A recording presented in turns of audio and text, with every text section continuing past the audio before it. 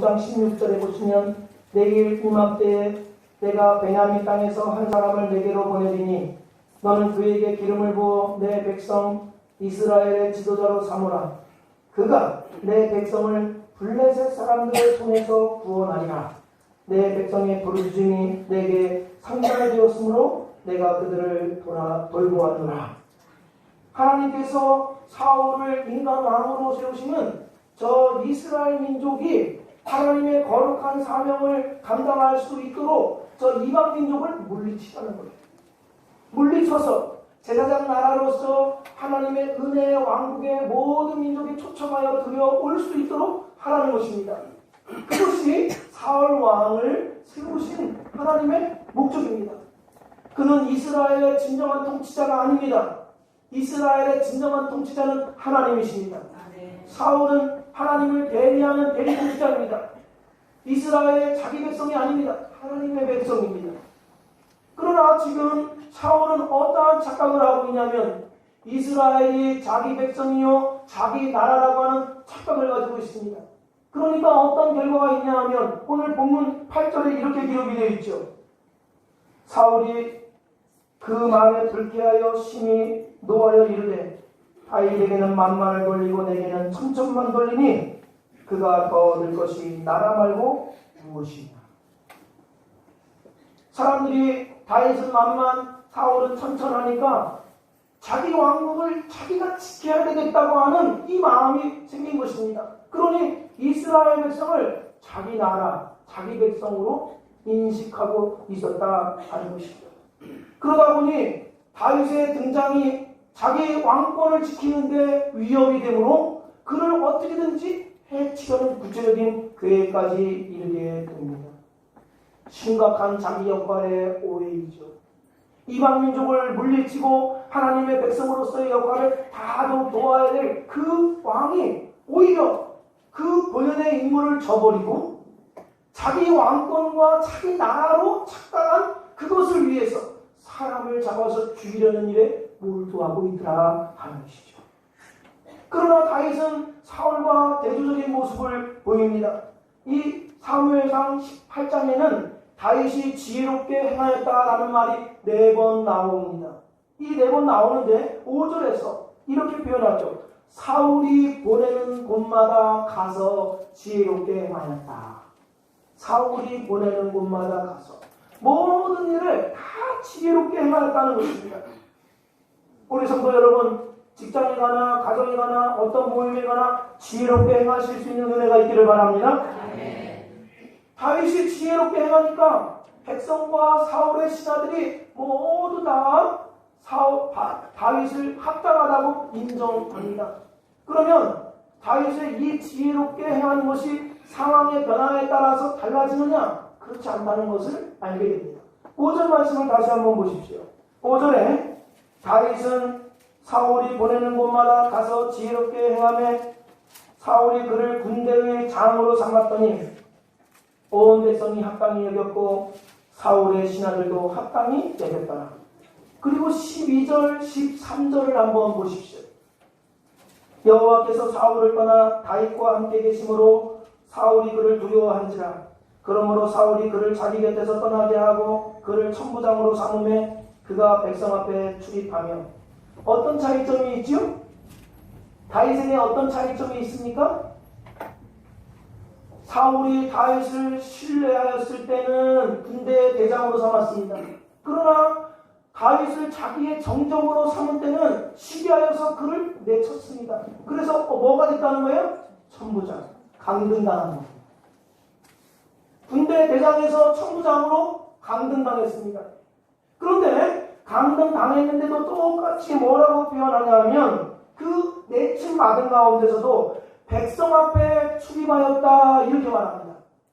이 백성 앞에 출입하였다는 말은 백성들에게 가장 유익한 일이 무엇인지 살펴서 그 일을 충성스럽게 했다 이런 뜻입니다. 그가 군대 대장이었든 천부장이었든 백성 앞에 출입하면서 백성들에게 유익한 일들을 충성스럽게 했다는 것이죠. 그러면 그래도 이 정도는 이해할 수 있다. 뭐 그 정도 할 수 있지 않겠나라고 생각할 수가 있겠죠. 그러나 이후에 다윗의 삶을 보십시오. 다윗은 사울의 정적이 되어서 13년 동안은 쫓겨다닙니다. 그래서 때로는 광야에서 때로는 다른 나라에 망명가기도 하죠. 13년 동안. 그러면 그에게 변화가 있어야 되지 않겠습니까? 그런데 사무엘상 23장에는 그가 유대 헤레스 풀가에 숨어 지냈습니다. 사울의 추격을 피해서 숨어 지냈어요. 그때에 마침 자기 민족인 그일라 주민에게 저 블레셋 족속이 쳐들어오는 화를 당합니다. 그 정보를 듣죠. 지금 사울을 숨어서 지내고 있습니다. 그런데 자기 민족이 지금 블레셋 족속에게 공격을 당하고 있습니다. 수수한 목숨을 다 잃어버리는 것만이 아니라 생명의 위협을 당하고 있습니다. 그러면 이 보호를 누가 해야 합니까? 사울이 해야죠. 왕이니까. 그런데 사울은 그쯤이야. 그러나 다윗은 자기를 따르는 부하들과 함께 자기가 위태로운 그 상황에서 나아가서 블레셋 족속과 싸워서 그들을 물리치고 그일라 거민을 보호해 줍니다. 그 일로 노출되어서 사울에게 죽음을 당할 위기에 처하기도 하죠. 뿐만 아니라 사무엘상 27장에는 이 집요한 사울의 추격을 아예 피하기 위해서 블레셋으로 망명을 갑니다. 그 블레셋 족속의 왕이 아기스인데요. 그 아기스가 다윗을 좋게 여겨서 시글락이라고 하는 땅을 그와 부하들과 함께 생활하도록 내어줍니다. 그 시글락에 있으면서 무엇을 했는지 보십시오. 사무엘상 27장 7절 8절에 보시면 사무엘상 27장 7절 8절에 보시면 다윗이 블레셋 사람들의 지방에 산 날수는 1년 4개월이었더라. 다윗과 그의 사람들이 올라가서 그술 사람과 기르스 사람과 아말렉 사람을 침노하였으니 그들은 옛적부터 술과 애굽 땅으로 지나가는 지방의 주민이라. 시글락에 거하면서 지금 어떤 일을 하고 있다고요? 아말렉과 기타 이 족속을 쳤다 이렇게 되어 있습니다. 이들은 누구냐면 이스라엘의 원수입니다. 지금은 다윗은 사울을 피해서 망명하고 있습니다. 망명의 생활에 있습니다. 그러면서 그가 했던 일은 뭐냐면 이스라엘 민족을 위해서 자기가 할 수 있는 일이 뭐냐? 이스라엘의 원수를 쳐서 그 이스라엘이 하나님의 백성으로서의 면모를 갖추는 일에 뒷받침하는 일을 하고 있더라 하는 것이죠.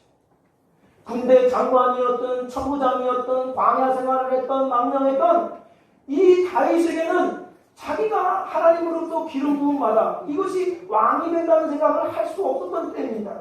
잘 몰라요. 그러나 이 백성을 위한다는 일은 나에게 주어진 하나님의 사명이라 여기고 그가 자신의 생명의 위기 가운데 있음에도 불구하고 그 일을 끊임없이 했더라 하는 것이죠. 상황이나 형편에 따라서 하나님이 주신 사명이 달라지는 것이 아니기 때문에 그 일에 매진했다는 것을 보게 됩니다. 글 쓰는 작가들이 있죠. 이 글 쓰는 작가들에게 있어서 가장 중요한 게 뭐냐고 물어보면은 책상에 앉아서 뭐라도 쓰는 거라고 이야기합니다. 우리 공부할 때도 그러지 않습니까? 공부를 머리로 하냐 엉덩이로 하냐 뭐로 한다고요? 엉덩이로 한다고요. 엉덩이. 무조건 앉아야 책상에. 앉아서 해야 돼. 저 미국의 루이스 라무르라고 하는 사람은 역대 최고의 베스트셀러 작가입니다. 이분은 전 세계적으로 그가 쓴 책 9억 권이 판매가 되었습니다. 그래서 사람들이 물어보죠. 글 쓰는 비결이 무엇이냐 이렇게 물어보죠. 그가 이런 말을 합니다. 뭐든 앉아서 글을 쓰기 시작해야 합니다. 수도꼭지를 틀어야 물이 나옵니다. 무슨 말이죠? 아무리 좋은 생각을 가지고 있더라도 책상에 앉아서 써야 됩니다. 책상에 앉아서 써야 나오는 것이죠. 저 선한목자교회 유리성 목사님 영성일기로 많이 알려져 있죠. 이 영성일기 쓰기라고 하는 그런 미니스트리 사역단체를 만들기로 했습니다. 여기에는 170개 교회 이상이 가입되어 있고 5만여 명 이상이 등록되어서 그 일에 참여하고 있습니다. 이 영성일기를 쓰게 된 계기가 있습니다. 이 유기성 목사님은 자기가 목회자로 부름을 받은 때부터 하루도 빠짐없이 매일매일 앉아서 자기의 영성을 점검하기 위해서 매일매일 글을 썼다는 거예요. 일일이. 하루도 빠짐없이. 어디 있거나, 외국에 있거나, 아니면 병상에 있다거나, 교회에 있거나, 하루도 빠짐없이. 근데 그렇게 하다 보니까 자기의 영혼이 날마다 새로워지는 큰 은혜와 복을 누렸다는 것이죠. 그래서 그것을 교회적으로 하도록 그렇게 권장하니까 성도들에게 많은 은혜가 끼치고 이것이 알려졌던 것입니다. 자, 보십시오. 우리에게 주어져 있는 사명이 바로 이와 같습니다. 우리의 형편과 처지와 환경을 따지면 좋은 날이 얼마나 있겠습니까? 하나도 없을 때처럼 느껴질 때도 있지 않습니까? 그러나 우리의 환경이나 처지나 상황과 형편을 따지느냐 아니하고 우리가 가던 길을 계속 가야 합니다. 우리가 주님을 위해서 해야 하는 일을 계속해서 해야 하는 것이죠. 그럴 때 그 상황 가운데서 하나님은 역사가 일어나게 되고 그 일들에 대한 결실을 보게 되는 것입니다. 이것이 예수를 잘 믿는 신자와 믿지 않는 비신자의 차이점입니다.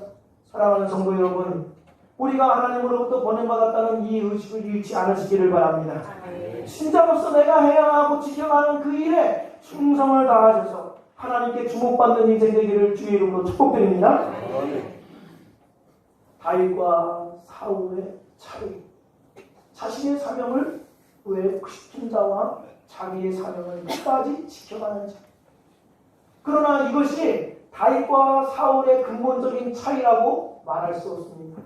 더 근본적인 차이가 있습니다.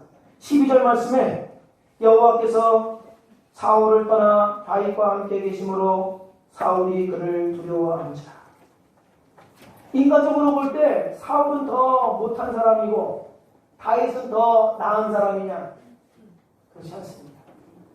다윗은 범죄를 저지르지 않았느냐? 그도 범죄를 했고 자녀 교육에 실패를 했고 그도 역시 하나님을 크게 의지한 반면에 자기 자신을 크게 의지해서 나라를 위기에 몰아넣는 그러한 일도 저질렀습니다. 인간적인 기준으로 볼 때 사울이 더 못하고 다윗이 더 낫다라고 말할 수가 없습니다. 사실 인간적인 기준으로 보자면 사울이 더 낫습니다. 엉망진창인 것은 다윗입니다. 그냥 좋게 말해서 도끼 개끼이라고 얘기하는 거죠. 도끼 개끼이다. 이렇게 얘기합니다. 그러나 성경이 중요하게 다루면서 우리로 하여금 주목하게 하는 부분은 여기에 있습니다. 하나님의 함께하심. 여기에 우리를 주목하게 하죠. 하나님의 함께하심이 원인이 되어 다윗은 지혜롭게 행하죠. 그리고 다윗은 하나님의 함께하심으로 인하여서 요나단과 미갈과 사울의 신하들과 온 백성에게 사랑을 받습니다. 다윗이 왜 다윗이 되고 사울이 왜 사울이 됩니까? 인간적인 능력이나 자질, 수준 여기에 달려있지 않냐고 오직 이것입니다. 하나님의 함께하심. 다윗은 어떠한 처지가 되더라도 버림받지 않습니다. 그의 안전과 보호는 하나님께 있습니다. 다윗이 왕궁에 있기 때문에 더 안전하고 광야에 있기 때문에 더 위험에 처했느냐? 똑같습니다. 무엇 때문에? 하나님의 함께 계심이 그로 하여금 광야에 있으나 왕궁에 있으나 안전한 것입니다. 우리가 만일 왕궁에 있다 하고 왕좌에 앉아 있다 할지라도 하나님의 함께 하심이 아니면 사울과 같이 되는 것입니다. 가나안 땅이 젖과 꿀이 흐르는 땅이라고 하지요. 그러나 막상 가서 보면은 가나안 땅에 대해서 실망을 하게 됩니다. 혹합니다. 오히려 저 메소포타미아, 나일강, 애굽이 더 말할 수 있는 풍요로운 땅이요 젖과 꿀이 흐르는 땅입니다. 저 나일강 같은 경우에는요 홍수가 범람해서 진흙더미가 이렇게 쌓이잖아요. 그럼 거기다 씨앗을 뿌리면 곡식이 풍성하게 자라요. 치수 관리만 어느 정도 하면 가뭄이 들어도 전혀 애굽 지역에 사는데 지장이 없습니다. 그래서 성경에서는 종종 믿음의 조상들이 가나안의 가뭄을 피해서 애굽으로 내려갔다라는 얘기가 나오게 되는 것입니다. 그러면 왜 가나안이 젖과 꿀이 흐르는 땅이 됩니까? 하나님이 함께 하시니까. 하나님이 함께 하시니까 가나안 땅이 젖과 꿀이 흐르는 땅이 되는 것입니다. 그러나 하나님이 함께 하시지 않으면 가나안이라도 광야가 되는 것이죠. 광야라 할지라도 하나님이 함께 하시면 젖과 꿀이 흐르는 땅이 되는 것입니다. 그러면 무엇이 신자에게 능력이요 무엇이 신자에게 힘이 되는 것입니까? 하나님이 함께 하심에 있다는 것이죠. 다윗이 13년간 사울의 집요한 추적을 피해서 살아남을 수 있었던 이유는 목동 생활을 해서 광야의 지리적 지형적인 모든 것을 다 알아서 요리조리 피할 수 있었던 것이 아니에요. 사무엘상 23장 14절 말씀을 제가 쉬운 성경으로 읽어드리겠습니다. 사무엘상 23장 14절 말씀. 다윗은 광야의 요새에 머물러 있었습니다. 다윗은 십광야의 언덕에도 머물러 있었습니다. 사울은 매일 다윗을 찾아다녔지만 여호와께서는 사울이 다윗을 붙잡지 못하도록 다윗에게 미리 알려 주었습니다. 이 고대 근동에서 특수부대 3,000명을 풀어가지고 13년 동안 매일매일 뒤지는 것입니다. 이스라엘 전역에는 스파이를 두어서 다윗이 어디에 거하는지 수시로 사울에게 보고되어 있습니다.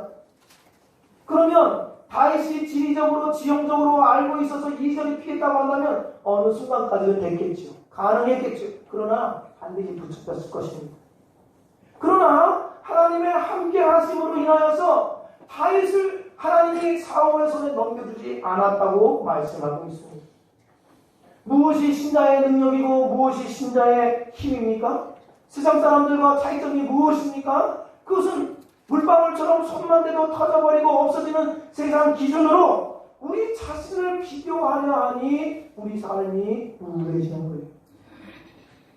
세상 사람들이 가지고 있는 것을 가지고 비교해보니 우리 삶이 실망스럽고 연약해져서 무기력증에 빠지게 되는 것입니다.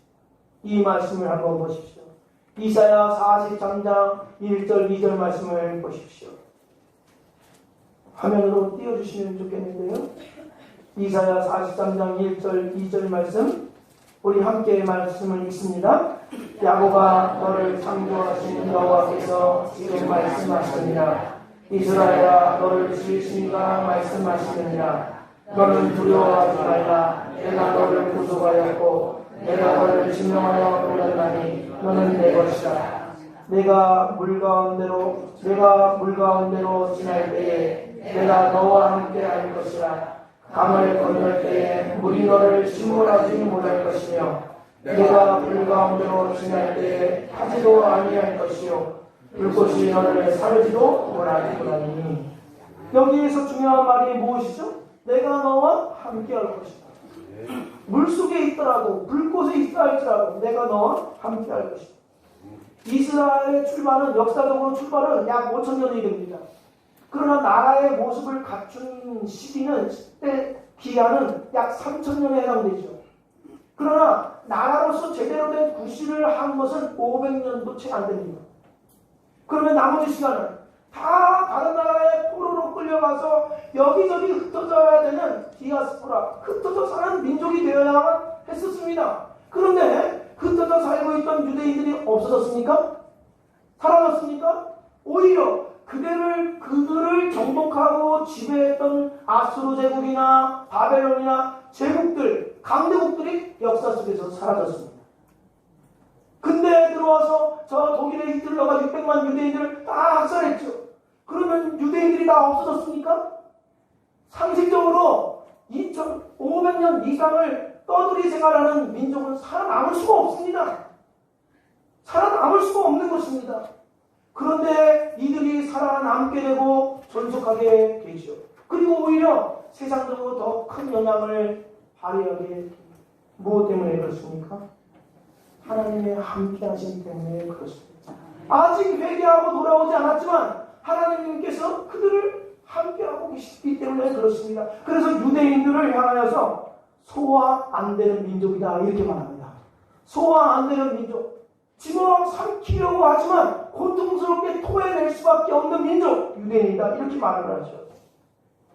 그들이 아직 예수 그리스도께 회개하고 돌이키지 않았으나 하나님이 내가 너와 함께 하실 것이라고 하는 이 말씀의 약속으로 그 민족이 지금까지도 지속되고 있는 것입니다. 성도 여러분, 그러면 우리는 어떻습니까? 우리는 유대인보다 다윗보다 더 나은 위치에 있습니다. 왜 그렇죠? 유대인들은 아직 예수 그리스도를 믿지 않습니다. 다윗은 예수 그리스도를 알지 못했습니다. 메시아가 올 것은 알았지만 우리처럼 예수 그리스도를 십자가의 그 능력을 확실히 알지 못했습니다. 그러나 우리는 믿음으로 그 십자가의 능력을 받아들였습니다. 믿음으로 주님을 보았습니다. 그 주님께서 우리의 주님이 되어주시고 우리를 버리지 않겠다고 말씀을 하고 계신 것이죠. 아멘. 자기 생명을 십자가에 바쳐서 우리와 함께 하시겠다고 말씀하십니다. 이것이 신자의 능력이요 힘이 되는 것입니다. 저희 일본의 히로시마 한 고등학교에 자기의 자매가 있는 여학생이 있었습니다. 이 여학생은 걸을 때마다 요란한 소리를 내야 했죠. 다리가 불편하니까 어디에만 느껴집니다.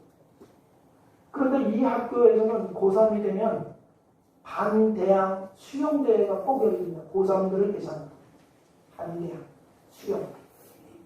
그래서 반에서 대표를 뽑아서 수영대회를 하게 되는데 이 여학생이 속한 반에는 남을 골려주는 데 등한 또 다른 학생이 있었습니다. 그 여학생이 장애를 갖고 있는 여학생을 향하여서 이렇게 말합니다. 우리를 위해서 아무것도 한 일이 없으니 수영대회라도 네가 참석해 라고 말한 것입니다. 이 말에 조금도 항변할 수가 없었습니다. 그래서 마음의 슬픔을 받고 집으로 돌아왔지요. 그리고 어머니한테 이 얘기를 합니다. 그랬더니 어머니가 불같이 화내면서 왜 그때 아무 말도 못했느냐. 네가 나중에 성인이 되고 직장 생활을 하고 그럴 때 이 비슷한 일이 있으면 내가 쫓아가서 우리 아이는 이런 아이니까 좀 봐달라고 엄마가 그렇게 해야 되겠느냐 하면서 막 가르치기 시작했습니다. 그러니 이 여학생 마음이 얼마나 슬펐겠습니까? 눈물을 흘리죠. 그러면서 다짐했습니다. 내가 걸어서라도 수영대회에 참여하겠다라고 생각을 했죠. 그날이 되었습니다. 이 학생이 마지막 주자가 됐습니다. 바톤 터치에서 그 여학생이 다리를 쫄룩쫄룩거리면서 물이 깊으니까 흔들거리면서 걸어가기 시작합니다. 눈물이 나옵니다. 다른 학생들 다 그것을 보면서 재밌다고 깔깔댑니다. 그때 풍동 소리가 납니다. 보니까 그 학교 교장 선생님이 양복을 입은 채 그 수영장에 뛰어들어온 것입니다. 그러면서 이 여학생에게 다가와서 울지 마라. 울지 마라. 내가 너와 끝까지 함께 걸어가 주마. 걱정하지 마라. 용기를 내라. 그 학생이 끝까지 기쁨으로 걸어갔다 하는 것이죠. 우리 주님 예수 그리스도께서 하늘 영광 보좌를 다 버리시고 우리를 위하여 물에 처음 죄악의 물에 처음 뛰어 들어오셨습니다. 그리고 우리에게 이렇게 말씀하시는 것입니다. 내가 너를 결국 혼자 두는 일이란 없다. 내가 너를 버리는 일이란 없다. 너의 인생은 나의 인생은 나에게 내가 너와 함께 하겠다. 신자의 능력과 힘이라는 것이 무엇입니까? 없어질 것, 그것이 우리의 능력이 아니라 영원하신 주님이 우리의 능력이요 힘이 되는 것입니다. 하나님이 함께 해주시면 우리를 섬길 것은 아무것도 없습니다. 세상의 형편과 세상의 환경과 권세라 할지라도 토해낼 수밖에 없는 우리는 삼킬 수 없는 자가 되는 것이죠. 그러니 세상의 헛된 것 붙잡고 나의 힘이 되어달라고 하는 억지 요구를 버리시고 우리의 참된 능력이시오 힘이신 예수 그리스도만을 굳게 의지함으로 이 세상을 담대하게 승리하며 나아가는 주의 백성 되시기를 축복드립니다. 우리 다 같이 자리에서